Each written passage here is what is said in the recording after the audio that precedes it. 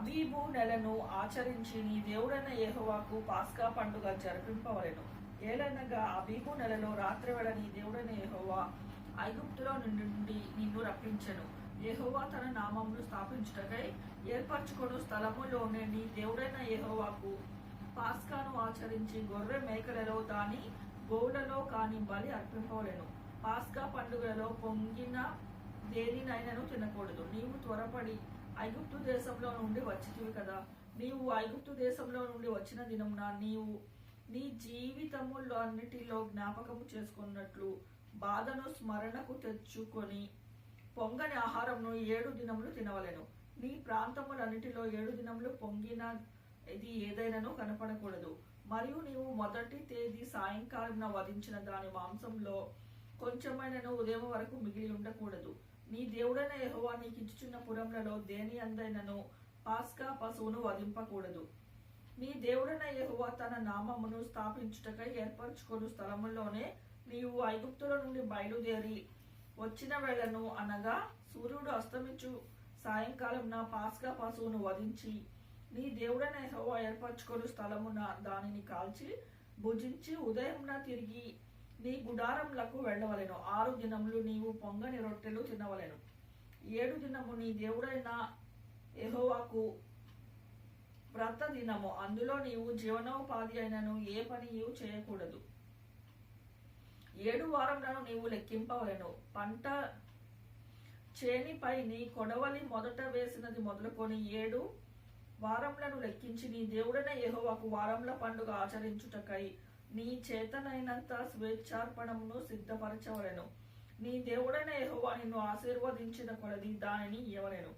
అప్పుడు నీవును నీ కుమారుడను నీ కుమార్తె అయినను నీ దాసుడును నీ దాసియును నీ గ్రామములోనున్న లేవీయులను నీ మధ్యనున్న పరదేశులను తల్లిదండ్రులు లేనివారును విధవరాండ్రును నీ దేవుడైన యెహోవా తన నామమును స్థాపించుటకై ఏర్పరచుకొను స్థలమున నీ దేవుడైన యెహోవా సన్నిధిని సంతోషింపవలెను. నీవు ఐగుప్తులో దాసుడవై ఉండిన సంగతి జ్ఞాపకము చేసుకొని ఈ కట్టడలను ఆచరించి జరుపుకొనవలెను.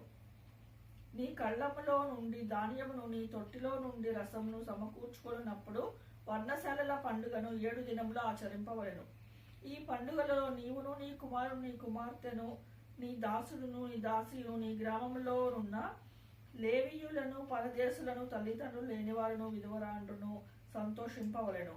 నీ దేవుడైన యెహోవా నీ రాబడి అంతటిలో నీ చేతి పనులన్నిటిలో నిన్ను ఆశీర్వదించును కనుక యెహోవా ఏర్పరచుకొను స్థలమును నీ దేవుడైన యెహోవాకు 7 దినములు పండుగ చేయవలెను. నీవు నిశ్చయంగా సంతోషింపవలెను. ఏటికి 3 మారులు, అనగా పొంగని రొట్టెల పండుగలోను వారముల పండుగలోను వర్ణశాలల పండుగలోను నీ దేవుడైన యెహోవా ఏర్పరచుకొను స్థలమున నీ మగవారందరూ ఆయన సన్నిధిని కనపడవలెను. వారు వట్టి చేతులతో యెహోవా సన్నిధికి కనపడక నీ దేవుడైన యెహోవా నీకు అనుగ్రహించిన దీవెన చొప్పున ప్రతి వాడును తన శక్తి కొలది ఇయ్యవలెను. నీ దేవుడైన యెహోవా నీకు ఇచ్చుచున్న గ్రామములన్నిటిలో నీ గోత్రములకు న్యాయాధిపతులను నాయకులను నీవు ఏర్పరచుకొనవలెను. వారు న్యాయమును బట్టి జనులను తీర్పు తీర్చవలెను.